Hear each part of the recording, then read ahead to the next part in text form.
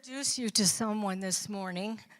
If we'd have the first picture, I'm going to introduce you to Ong Mit Mott. Now, I know him as Jack, and most people know him as Jack because saying On Mit Mott is a little difficult. I'm going to tell you Jack's story to let you know that there are no limits to territory, no limits to the people that can be reached, no limit to the places or the methods to reach the lost. And that's what we're all about, right? There was an alliance missionary in Burma.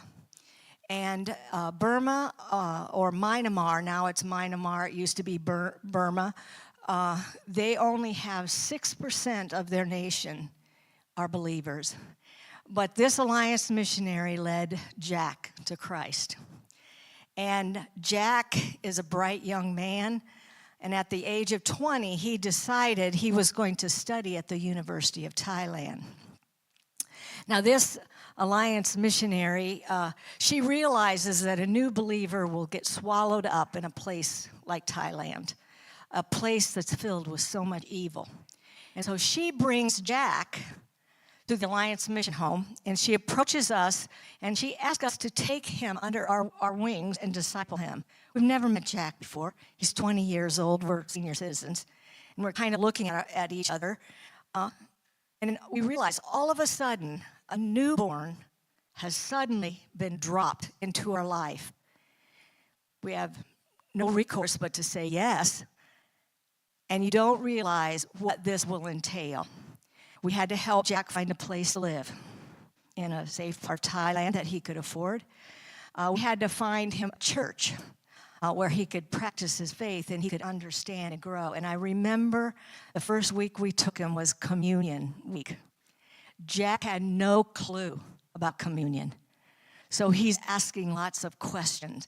And so when they would pass the elements, Rick and I would have to whisper because he'd go, "What's this? What are we doing?" And we would have to explain to him what communion was about. And Jack was faithful almost every Sunday, and a lot of those Sundays we would take him to lunch so we could spend more time with him.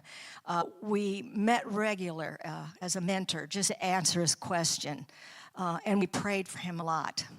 Slide number 2 just shows you that the Lord knows that 2 senior citizens need help.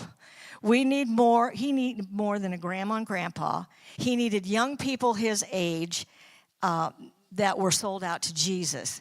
Now, it just so happens that during that time, once Jack landed at the Alliance Mission Home, there was a team of teenagers from our youth group at Broadway Christian who came. And they just took Jack right under their arms. We invited Jack to be part of this missions group for 10 days. And they painted walls together. They ate together. They went to coffee together. That's what young people do. They go to coffee together. And they taught Jack about daily times in the Word and prayer because he didn't understand. Every day, these kids had a time where they would go alone by themselves, and he didn't know what they were doing. He didn't understand how to use his Bible. And so it was an opportunity for these teens to show Jack just how to use his Bible, the importance of being in the Word daily. And then on the next slide, you will see they served alongside Jack for 10 days. Jack came with them. These teenagers came from Fort Wayne, Indiana, and spent 10 days with us. Right here, we went to, there is a place in Thailand called, sorry, I went blank. But they rescue the prostitutes from their traffickers and things like that, nightlife ministries. And they have a coffee house, and there is where they train those trafficked young people, and they teach them about the Lord. They try to get them out of this lifestyle.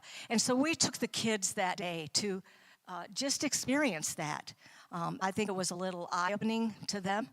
Some of the boys were solicited on the streets, people trying to solicit them. But Jack went along, and he understood This is what we as believers do. And many of those young people today in this picture still contact Jack.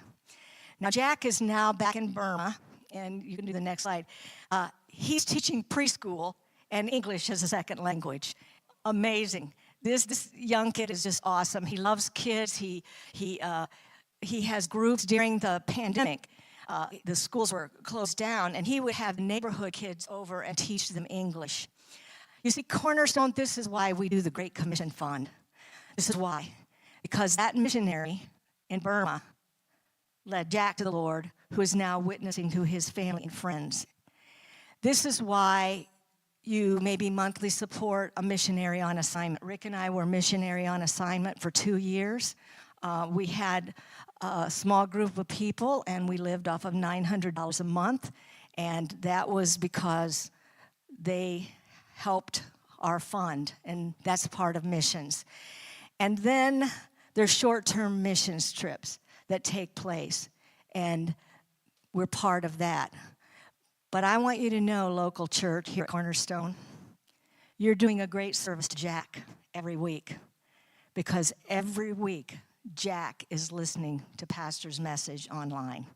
So just know that all of our efforts for missions, God, it's not unnoticed to him. He uses the Great Commission Fund for that missionary in another land. He uses short-term missions trips. He will use 2 senior citizens who are ready to pack up and leave at 68 years old. And he will use you here who support the church weekly so we can have a video of our messages. And Jack's not the only missionary that listens, or not the only foreign person that listens to our messages every week. We have many missionaries. And so keep Jack in your prayer, and I'll try to keep you posted. I'm in contact with him, and just know that he doesn't have an easy way. Only 6% are believers.